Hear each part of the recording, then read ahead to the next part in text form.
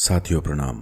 यूं तो मैं इस विषय पर अधिक बात नहीं करता, ना ही मैं इस बात पर ज़्यादा जोर देता हूं, परंतु आज मजबूरन इस बात को कह रहा हूं कि अगर आप चैनल को सब्सक्राइब और नोटिफिकेशन बेल को ऑल पर सेट नहीं करेंगे तो फिर प्रत्येक शिव पुराण, शिव कथा और अन्य वीडियो को कैसे देख पाएंगे।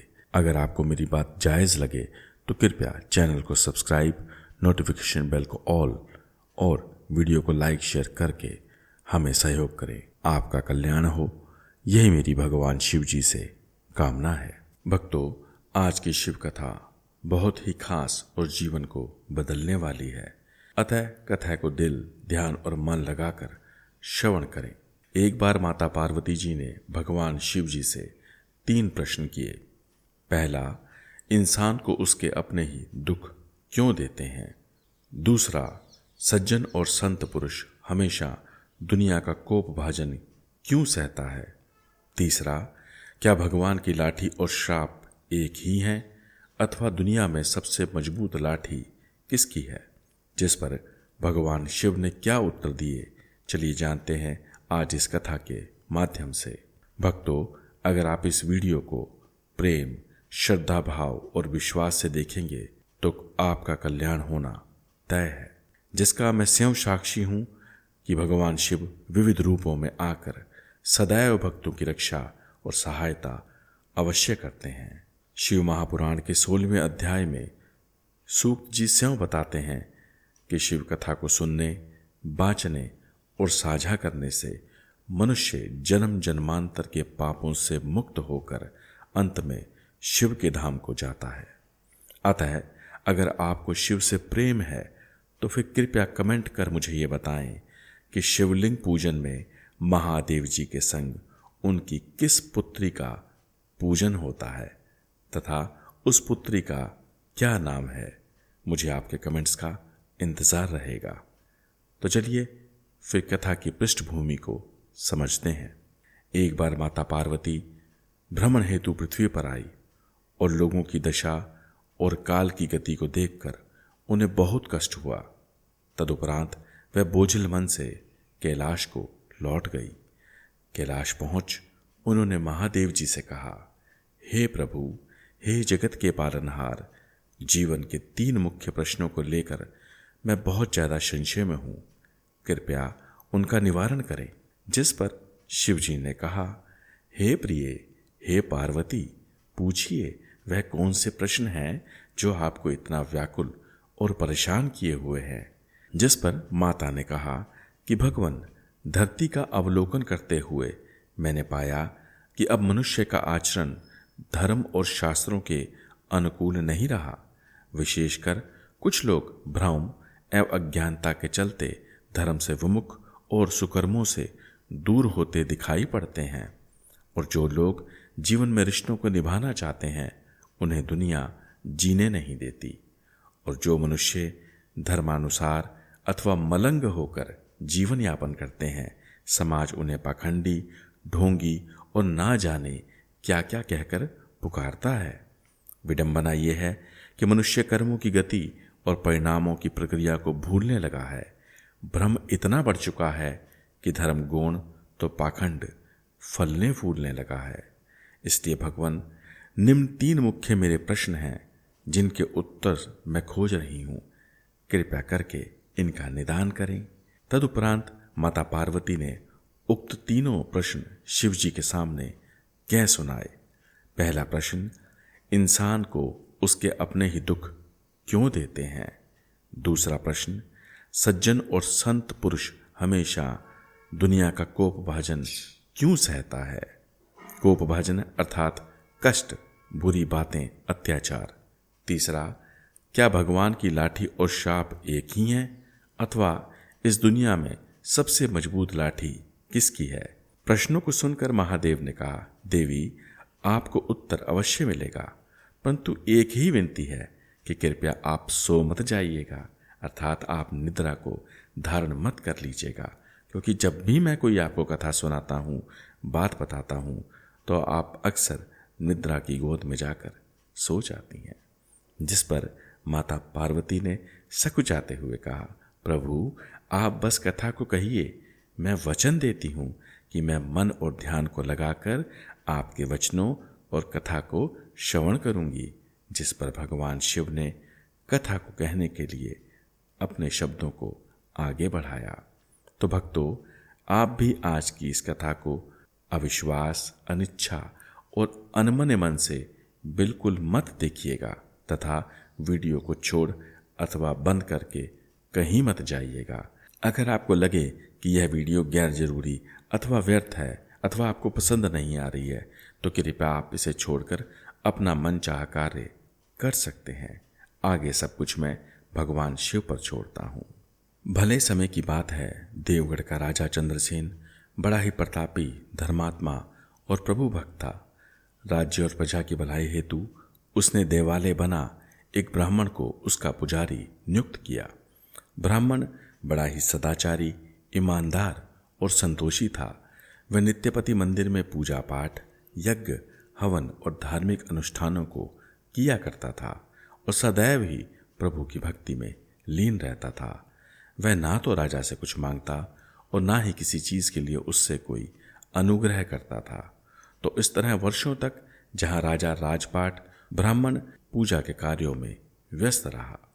राजा चंद्रसेन जी का एक पुत्र भी था, जिसे उन्होंने उत्तम शिक्षा दे विद्वान और काबिल बनाया था और समय आने पर सुंदर राजकुमारी के संग उसका विवाह किया था।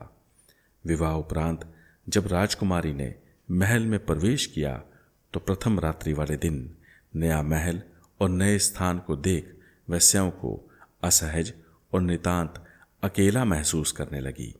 दूसरी ओर थकान के चलते राजकुमार अपने बिस्तर पर जाकर सो गया, तो वहीं अकेली नववधू अपने कक्ष में यहाँ वहाँ घूमने लगी। कभी वह खिड़की के निकट जाती तो कभी दर्पण में खुद को निहारने लगती। सहसा ही उसकी नज़र राजकुमार के निकट पड़ी एक सुंदर और मजबूत तलवार पर पड़ी, जो हीरे मोतियों से सुसज्जित और बहुत ही भव्य थी। अनायासा ही उसने तलवार को उठा मयान से बाहर निकाल दिया। तलवार की चमक और वजन के चलते वह तलवार राजकुमारी के हाथों से छिटक कर निकट सोते राजकुमार की गर्दन पर जा गिरी।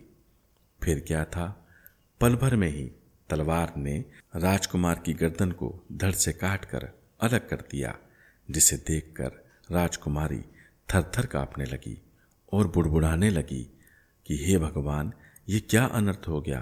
प्रभु, आप तो जानते हैं ये सब मैंने जानबूझकर नहीं किया। हे भगवान जी, अब मैं क्या करूं, क्योंकि जो कुछ भी यहाँ हुआ है उस पर कोई विश्वास नहीं करेगा। अतः भगवान मेरी रक्षा करें और मुझे राह दिखाएं। बस यही सोचते सोचते रात बीतने लगी। तभी राजकुमारी को बाहर से राम नाम जपने और किसी के कदमों की आहट सुनाई पड़ी। खिड़की से बाहर झांक कर देखा तो पाया कि मंदिर का पुजारी सुबह का स्नान इत्यादि कर कर मंदिर खोलने हेतु आगे जा रहा था। पुजारी को आगे बढ़ता देख राजकुमारी ने तुरंत ही रोना, चिल्लाना और शोर मचाना आरंभ कर दिया कि कोई आगंतुक आकर उसके पति को मार गया है। राजकुमारी के शोर और विलाप से प्रहरी और तमाम लोग वहां एकत्रित होने लगे। थोड़ी ही देर में राजा चंद्रसेन भी वहां आ पहुंचे और राजकुमारी से अपने मृत पड़े बेटे और संपूर्ण घटनाक्रम की पूछताछ की। उन्होंने कठोर शब्दों में कहा, बताओ ये सब कैसे हुआ और किसने किया। तब स्वांग रचते हुए राजकुमारी ने कहा, मैं तो सो रही थी, मैं नहीं जानती कि हत्या करने वाला कौन है, परंतु देर रात मैंने एक साए को मंदिर की ओर भागते हुए देखा था। जिस पर सैनिक मंदिर जा पहुंचे, देखा तो पुजारी भगवान की पूजा और नित्य कर्म में मग्न था। उन्होंने बिना कुछ सोचे समझे उस पुजारी को पकड़ लिया। तब राजा ने कहा, तुम्हारी मेरे बेटे से क्या दुश्मनी थी पुजारी, जो तुमने उसको मार डाला। जिस पर पुजारी ने कहा, महाराज, मैं तो अमृत बेला से मंदिर में ही था, मैंने आपके बेटे को नहीं मारा। आप स्वयं सोचिए कि मैं कुंवर साहब को क्यों मारने लगा। महादेव साक्षी हैं कि मैं सुबह से मंदिर में ही हूँ, इसलिए महाराज बिना साक्ष्य और सबूतों के किसी निर्दोष पर आक्षेप लगाना अच्छी बात नहीं है। तदुपरांत ब्राह्मण ढेरों गिड़गिड़ाया, सफाई दी, परंतु वहां खड़े लोगों और मंत्रियों ने उसकी एक ना सुनी और सभी ने उसको मिलकर दोषी करार दे दिया।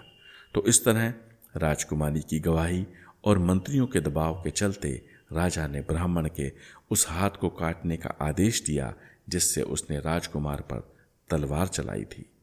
तदुपरांत ब्राह्मण के हाथ को काट दिया गया, जिससे ब्राह्मण बहुत ही दुखी और व्यथित हुआ तथा राजा को अन्यायप्रिय, अधर्मी और पापी कहकर उस राज्य को छोड़कर चला गया और एक ऐसे ज्ञानी को खोजने लगा जो उसे यह समझा सके कि उसके साथ यह घटना क्यों घटी थी और निरपराध होने के बावजूद उसे यह दंड क्यों मिला।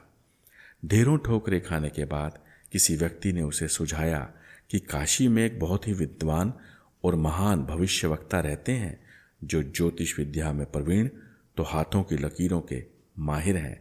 तुम उनके पास चले जाओ, तुम्हारे सभी प्रश्नों का उत्तर तुम्हें वहीं मिलेगा। तो इस तरह ब्राह्मण बड़ी आस लिए कष्टों को झेल उक्त ज्योतिषी के घर जा पहुंचा। पता लगा कि ज्योतिषी किसी काम से बाजार तक गया हुआ है।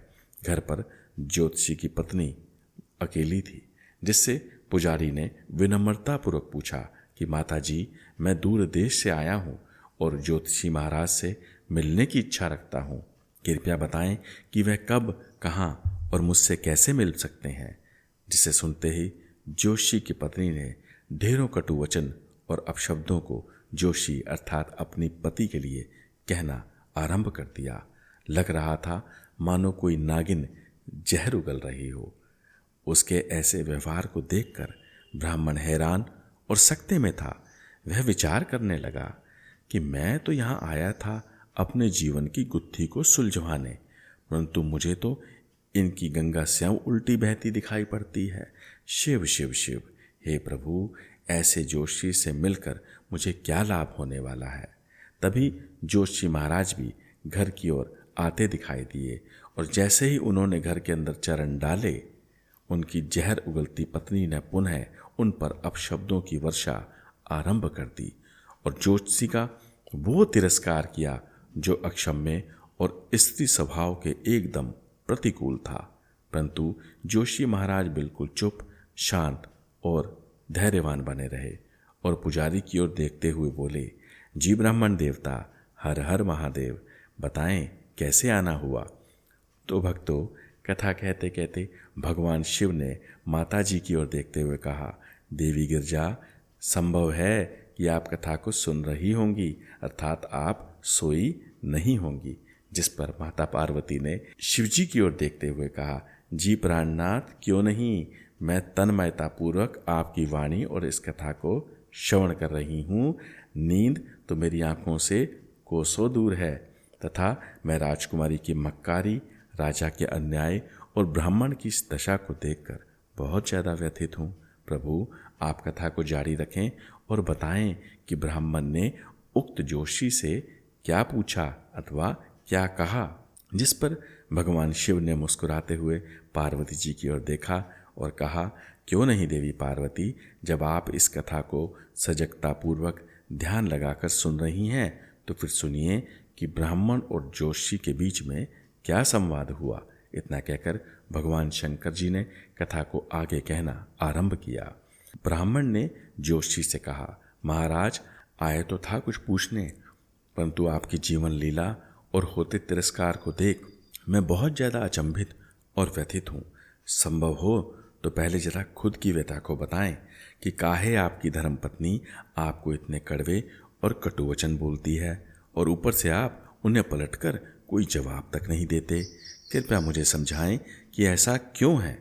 जिस पर ज्योतिषी ने गंभीर होते हुए कहा, भाई, ये मेरी स्त्री नहीं वर्ण पत्नी के रूप में मेरे कर्मों का फल है, क्योंकि जीवन में जो भी रिश्ते नाते और सगे संबंधी होते हैं वह मात्र मानव संबंध नहीं वरन हमारे कर्मों का ही प्रतिफल होते हैं।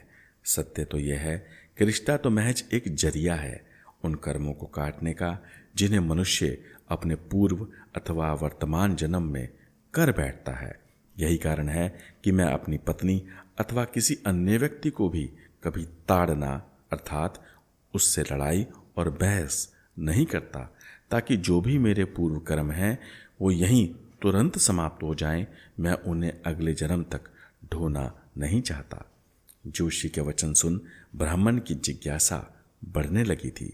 अतः वह बोल पड़ा, जोशी महाराज, आप तो जानी जान हैं, लोगों को भूत, वर्तमान और भविष्य तक बता देते हैं, तो कृपया कर अपनी पत्नी, जिसे आप कर्मों का फल कहकर पुकार रहे हैं, के बारे में जानकारी साझा करें, ताकि मुझे भी ज्ञात हो कि आपकी वाणी में कितनी सत्यता है। ब्राह्मण के ऐसे वचन सुन जोशी ने कहना आरंभ किया, ब्राह्मण देव, पिछले जन्म में मैं एक कौवा तो मेरी यह पत्नी एक गधी थी। मेरी गधी पत्नी की पीठ पर एक बहुत गहरा घाव था, जिसकी जलन और पीड़ा से वह बहुत दुखी रहती थी और जख्म के चलते वह दिन पर दिन कमजोर और लाचार होती जा रही थी। कौवे के रूप में मैं एक शैतान और दुष्ट पक्षी था, जो अक्सर उसके घावों को चोंच मार मार कर उधेड़ दिया करता था। उसे दर्द एवं पीड़ा में देखकर मुझे ढेरों खुशी और रोमांच मिलता था। लगता था मैंने कोई नेक काम किया हो। मेरे डर से वह बेचारी दिन भर यहाँ वहाँ छिपती फिरती थी और मैं पागलों की तरह उसे ढूंढता रहता था, ताकि वह जैसे ही मुझे मिले मैं उसे परेशान कर सकूं। तो इस तरह मुझे वह जहाँ भी मिलती मैं चोंच मार मार कर उसे दुखी किया करता था। अंततः एक दिन मुझसे त्रस्त होकर वह उस गांव को छोड़कर कहीं दूर चली गई और दूर गंगा नदी के किनारे जंगल में जाकर रहने लगी, जहां वह शांतिपूर्वक नदी किनारे उगी हरी हरी घास को खाती और अपने जीवन को यापन करती। उसके जाने से वह सुखी तो मैं परेशान रहने लगा था, चूंकि मुझे उसे सताने में बहुत मजा आता था। तो अंततः एक दिन मैंने एक लंबी उड़ान भरी और जाकर उसे ढूंढ लिया और आवेश में आकर एक जोरदार चोंच उसकी पीठ पर दे मारी। चोट इतनी जोरदार थी कि मेरी चोंच उसके मांस को भेदते हुए पीठ की हड्डी में जा फंसी, जिससे वह भी भड़बड़ाई। तो मैंने भी खूब जोर मारा, परंतु लाख कोशिशों के बावजूद भी मैं अपनी अटकी हुई चोंच को उसकी पीठ से निकाल ना सका, जिससे गधी को तेज दर्द और भयंकर पीड़ा होने लगी। अतः मुझसे पिंड छुड़ाने के लिए वह सामने बहती गंगा नदी में कूद पड़ी। बावजूद उसके मैं और मेरी चोंच उसकी पीठ पर वैसे ही फंसे रहे। धीरे धीरे हम दोनों गहरे बहाव और विशाल जलधारा की ओर बढ़ने लगे। तो इस तरह गंगा जी में बह जाने से हम दोनों की मृत्यु हुई। ये गंगा जी का प्रभाव और पूर्व जन्मों के कर्म थे कि उक्त गधी इस जन्म में ब्राह्मणी, तो वह कौवा एक कामयाब जोशी बना, अर्थात वही गधी इस जन्म में मेरी पत्नी है और मैं कौवे से जोशी बनकर उसका पति बना हूँ। यही कारण है कि मेरी ब्राह्मणी पत्नी मुझे मरते दम तक प्रताड़ना, अपशब्द और ढेरों कष्ट देने वाली है, जिसे मुझे कर्मों का फल जानकर स्वीकार करना होगा। इसलिए मैं उसे दोषी अथवा अपराधी नहीं मानता। चूंकि कुकर्म मेरे थे तो उसका संयोग भी मुझसे ही होना था, जिसके चलते आज मेरा सारा जीवन ऐसा है। तो इस तरह जोशी ने ब्राह्मण को अपना जीवन वृत्तांत कह सुनाया और कर्मों की सत्यता के बारे में बता डाला। तदुपरांत जोशी ने ब्राह्मण से कहा, अब आप कहें कि आप इतनी दूर से मुझसे क्यों मिलने आए हैं, अथवा आप क्या जानना चाहते हैं। जिस पर ब्राह्मण ने भी अपनी सारी आप बीती जोशी को कह सुनाई और प्रश्न किया कि महाराज, कृपया मुझे ये बताएं कि राजा चंद्रसेन ने मुझ निर्दोष ब्राह्मण का हाथ क्यों काट डाला, जबकि मैं तो पूर्णतः निर्दोष था।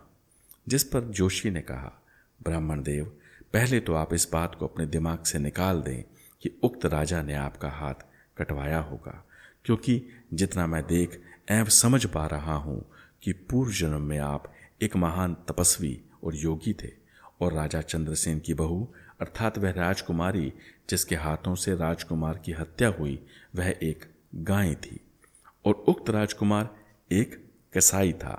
एक बार जब वह कसाई उस गाय को मारने के लिए उसकी ओर आया तो गाय जान बचाकर वहां से भाग निकली तथा मार्ग में दौड़ती हुई ठीक आपके सामने से होते हुए वन की ओर चली गई। तब पीछे आते कसाई ने आपसे गाय के बारे में पूछा।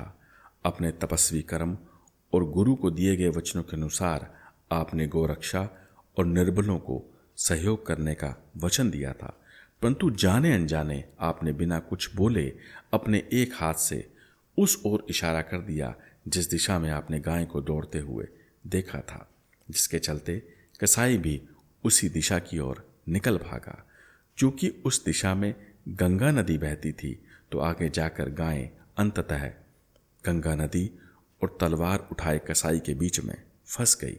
तो इस तरह घात लगाकर उस कसाई ने उक्त गाय को मार डाला और वहीं गंगा के किनारे वह गाय की चमड़ी को उसके शरीर से पृथक करने लगा।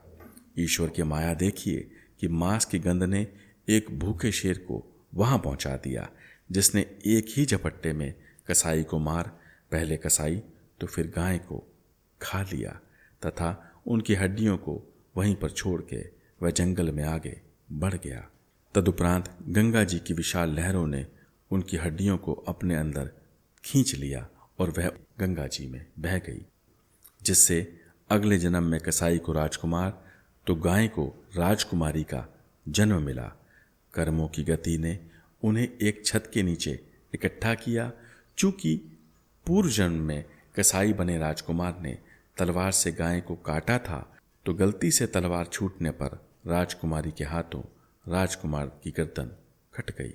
तो इस तरह उन दोनों प्राणियों का कर्म फल पूर्ण हुआ और जिस हाथ से आपने इशारा कर कसाई को गाय की दिशा में भेजा था, कर्म ने आपके उसी हाथ को कटवा दिया। अतः दोष आपका है, ना कि राजा का अथवा राजकुमारी का अथवा विभिन्न मंत्रियों एवं लोगों का के बारे में आपको लगता है कि उनके कहने से आपके हाथ को काटा गया। तो हे पार्वती, हे देवी गिरजा, यही वजह है कि इंसान अपनों की वजह से गालियां खाता है, प्रताड़ित होता है और अपयश को प्राप्त करता है। चूंकि आपका पहला प्रश्न कि इंसान को उसके अपने ही दुख क्यों देते हैं यही था, अतः इस प्रश्न का उत्तर यहाँ पर संपूर्ण होता है। यही वजह थी कि एक महान जोशी और ज्ञानवान होने के बावजूद वह जोशी अपनी धर्म पत्नी से गालियां और अपशब्दों को प्राप्त करता था, क्योंकि यह कर्मों का हिसाब था जिसे चुकता करे बिना कभी भी बात नहीं बनती। इसलिए जब भी परिवार में अनबन अथवा रिश्तों में खटास आने लगे तो इस बात पर अवश्य गौर करें कि ताली कभी भी एक हाथ से नहीं बजती।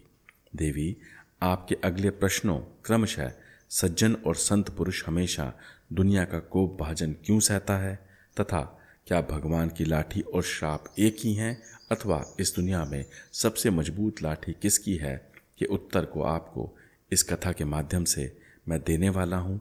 इसलिए अब आप अगली कथा को भी ध्यान लगाकर मन लगाकर अवश्य सुने। बात चंपकपुर की है। ये महीना सावन बादों का था। मौसम में ठंडक और बूंदाबांदी बढ़ने लगी थी। मुख्य बाजार के निकट एक साधु घनघोर वर्षा और सुहावने मौसम का आनंद लेते हुए बेखबर चला जा रहा था। अचानक ही उसने देखा कि सामने वाली दुकान पर मलाईदार गर्म दूध और रस छोड़ती जलेबियों का बाजार गर्म था। अब इसे मौसम का असर कहें अथवा जोरों की भूख। साधु वहीं खड़ा होकर हलवाई की मिठाई और उबलते दूध को देखने लगा। संभवतः वह दूध और जलेबी खाना चाहता था, परंतु धन के अभाव से हिचक रहा था, जिस पर हलवाई ने दयालुता दिखाते हुए उसे दूध जलेबी परोस दी, जिसे खाकर साधु की आत्मा तृप्त और मन प्रसन्नता से भर गया। उसने ऊपर हाथ उठाकर हलवाई के लिए ईश्वर से प्रार्थना की और हलवाई को धन्यवाद करते हुए आगे बढ़ गया। स्वादिष्ट जलेबी और गर्मा गर्म दूध ने बाबा के पेट और शरीर को जोश से भर दिया था। वह एक मस्त मलंग की तरह बारिश में खेलता हुआ आगे बढ़ने लगा।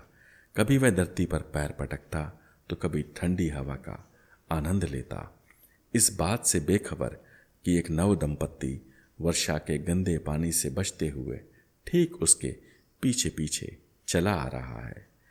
अचानक ही साधु का पैर एक छोटे से गड्ढे में जा पड़ा, जिससे गंदे पानी का छींटा उड़ पीछे आती नवविवाहिता पे गिरा। कीचड़ और मिट्टी से सना वह पानी इतनी जोर से उछला कि उसने युवती के महंगे वस्त्र और आभूषणों को तर कर दिया। युवती के चिल्लाने पर साधु वहीं ठिठक कर रुक गया। अपनी अनचाही हरकत से अनजान साधु एकदम हक्का बक्का होकर वहां खड़ा था, जिस पर उस युवती के पहलवान जैसे दिखने वाले पति ने साधु को कसकर पकड़ लिया। वह युवती और वहां से गुजरते कुछ लोग नहीं चाहते थे कि वह पहलवान साधु के साथ दुर्व्यवहार करे, परंतु वह व्यक्ति की लंबी कदकाठी और भयंकर स्वरूप को देखकर पीछे हट गए। अंततः हुआ वही जिसका अंदेशा था। पहलवान ने न आव देखा न ताव और निर्लज्जतापूर्वक साधु को एक जोरदार तमाचा मारकर पानी में गिरा दिया। साधु की ऐसी हालत को देखकर पहलवान अट्टहासा करने लगा और साधु को अपशब्द बोलता हुआ आगे बढ़ गया। तो इस तरह वह नवदंपत्ति मस्ती में अपनी मंजिल की ओर बढ़ने लगे तथा थोड़ी ही दूरी पर अपने 4 मंजिला घर की ओर जा पहुंचे। मदमस्त और अपनी कारगुजारियों पर शेखी बधारता वह पहलवान हंसी ठिठोली करते हुए अपनी पत्नी के सहित मकान की छत पर जाने के लिए सीढ़ियों पर चढ़ने लगा, परंतु वर्षा और फिसलन के चलते उसका पैर सीढ़ियों से कुछ यूं फिसला कि वह सीधा सिर के बल जमीन पर आ गिरा। उसके गिरते ही युवती ने चीखना और चिल्लाना आरंभ कर दिया। फिर क्या था, देखते ही देखते सैकड़ों लोग वहां पर एकत्रित हो गए और पहलवान को उठा निकट के चिकित्सालय में ले आए। गिरने से पहलवान का सिर बुरी तरह से फट गया था। तभी लोगों ने देखा कि उसी चिकित्सालय में उक्त साधु भी अपनी मरहम पट्टी करवा रहा था, जिसे तमाचा मारकर पहलवान ने पानी में गिरा दिया था। फिर क्या था, लोगों में कानाफूसी आरंभ हो गई कि हो ना हो इस साधु ने पहलवान को श्राप देकर सीढ़ियों से नीचे गिरा दिया है। इसी धारणा के चलते कुछ लोगों ने साधु को घेर लिया और उसे ताने मारने लगे कि कैसे साधु महात्मा हो आप, किसी ने एक थप्पड़ क्या मारा, आपने तो उसे श्राप देकर मौत के मुंह में धकेल दिया। जिस पर साधु ने विनम्रतापूर्वक कहा कि ये आपके मन का वहम और भ्रम है, क्योंकि मैंने ऐसा कुछ नहीं किया और ना ही मैंने किसी को शाप दिया है। क्या कहा महात्मा जी, आपने क्रोधवश उस पहलवान को श्राप नहीं दिया? तो कृपया बताइए वह हट्टा कट्टा नौजवान आज खुद ब खुद सीढ़ियों से कैसे गिर पड़ा? क्योंकि वो तो उसी का घर है जिसकी सीढ़ियां वह प्रतिदिन 20 बार चढ़ता और उतरता है। गिरना होता तो फिर पहले ही गिर जाता, परंतु वह तो आज ही गिरा, और वो भी तब जब आपने उसे श्राप दिया। लोगों की दकियानूसी और पक्षपाती बातों को सुनकर साधु को अजीब लगने लगा था कि ये कैसी मूर्खता और अज्ञानता है, जिसके चलते सज्जन और संत पुरुषों को अक्सर दुनिया का कोप भाजन सहना पड़ता है। साधु ने थोड़ा गंभीर होते हुए बोलना आरंभ किया, तो चलिए फिर सबसे पहले मुझे ये बताइए कि आप में से वह कौन है जो इस घटना का साक्षी है। जिस पर एक युवक आगे आया और बोला, मैं तब वहीं था जब पहलवान ने आपको तमाचा मारकर कीचड़ में गिरा दिया था। जिस पर साधु ने कहा, तो फिर ये बताएं कि जब गड्ढे में पैर रपटने से कीचड़ उछला तो वह किस पर गिरा? युवक ने तपाक से जवाब दिया कि वह कीचड़ पहलवान की पत्नी पर गिरा। जिस पर साधु ने पलटकर एक और प्रश्न पूछा, जब गिरा उस युवती पर था तो फिर पहलवान ने मुझे थप्पड़ क्यों मारा? जिस पर वहां खड़े सभी लोग एक ही स्वर में बोल पड़े, साधु बाबा, वो तो उसका पति है, वो उसका स्वामी है। आप खुद सोचिए वो कैसे बर्दाश्त करता कि उसके ठीक सामने कोई उसकी पत्नी पर कीचड़ उछाल दे। यही वजह थी कि पहलवान ने आपको एक जोरदार तमाचा मारकर पानी में गिरा दिया। जैसे ही लोगों ने अपनी बात को समाप्त किया तो साधु उसे सुनकर जोर जोर से ठहाके मारकर हंसने लगा और बुलंद आवाज में बोला, जय महाकाल, जय बाबा बर्फानी, जय नीलकंठ आशुतोष महाराज की जय। तदुपरांत उसने गहरी आंखों से लगभग सभी को घूरते हुए कहा, अरे मूर्खो, इतना भी नहीं जानते कि जिसका कोई नहीं होता उसके शिव भोलेनाथ होते हैं। अतः कोई ऐसा है जो मुझे भी दिलो जान से प्रेम करता है, वह पल प्रतिपल मेरी रक्षा, संरक्षण और मेरा भरण पोषण करता है। जब उस व्यक्ति का स्वामी यानी कि वो पहलवान मेरी एक अनजान गलती को बर्दाश्त नहीं कर पाया, तो फिर सोच के देखना, मेरे संग तो देवों के देव महादेव हैं। तुम क्या सोचते हो वो मेरे अपमान और उस तमाचे को बर्दाश्त कर लेंगे? मेरे मालिक और जगत के पालनहार की लाठी में वो ताकत है जो जब चलती है तो फिर दिखती नहीं, और जब पड़ती है तो फिर क्या राजे तो क्या महाराजे सभी चरणों में गिरकर दया की भीख मांगने लगते हैं। इसलिए आज और अभी से इस बात को गांठ बांध लो कि किसी को धोखा देना, चोट पहुंचाना या फिर अकारण सताना इस बात का पूर्ण संकेत है कि जल्द ही आपको भी करे गए कुकृत्य से 100 गुना अधिक दर्द, कष्ट और शोक मिलने वाला है, क्योंकि ईश्वर की लाठी से मजबूत ना तो किसी की लाठी होती है और ना ही किसी में ताकत। इतना कहकर साधु ने अपना कमंडल उठाया और हरि का नाम भजता हुआ वहां से निकल गया, और भीड़ उसे खड़ी होकर तब तक देखती रही जब तक वह साधु बाबा उनकी आंखों से ओझल नहीं हो गया। तो हे प्रिय, हे पार्वती, उम्मीद है कि आपको अपने तीनों प्रश्नों के उत्तर मिल गए होंगे। इंसान को उसके अपने ही दुख इसलिए देते हैं क्योंकि जीवन में मनुष्य के संबंध उसके वर्तमान, पूर्व एवं संचित कर्मों के आधार पर बनते हैं, जिन्हें काटे बिना मानव जीवन निष्फल है। सज्जन और संत पुरुष हमेशा दुनिया का कोप भाजन इसलिए सहता है अथवा सह जाता है क्योंकि वह जानता है कि उसके पीछे परमपिता परमात्मा अर्थात वो सर्वोच्च शक्ति खड़ी है जो वक्त आने पर पापियों को मार उनकी अकल को ठिकाने लगा देती है। वो कहते हैं ना कि भगवान के घर में देर तो है परंतु अंधेर नहीं है।